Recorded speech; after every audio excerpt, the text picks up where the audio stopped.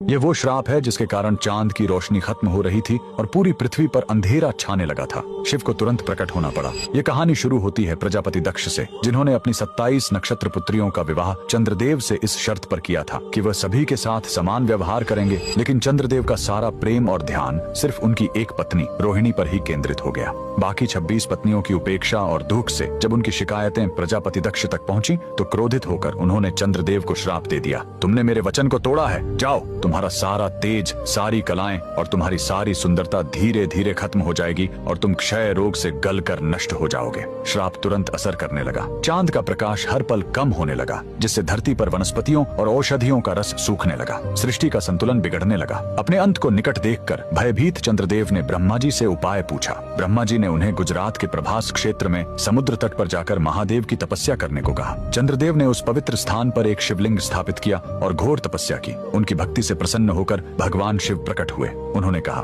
मैं दक्ष के श्राप को पूरी तरह खत्म तो नहीं कर सकता, लेकिन उसका प्रभाव कम कर सकता हूँ। शिव ने वरदान दिया, तुम कृष्ण पक्ष में 15 दिन क्षीण होगे, लेकिन शुक्ल पक्ष में 15 दिन फिर से पूर्ण हो जाओगे। उन्होंने चंद्र को अपने मस्तक पर धारण कर लिया और चंद्रशेखर कहलाए। और जिस ज्योतिर्लिंग की चंद्र ने पूजा की थी वो सोमनाथ, सोम यानी चंद्र के नाथ के नाम से प्रसिद्ध हुआ। और यही सोमनाथ मंदिर, भारत का पहला ज्योतिर्लिंग, आज भी गुजरात के वेरावल में उसी समुद्र तट पर शान से खड़ा है।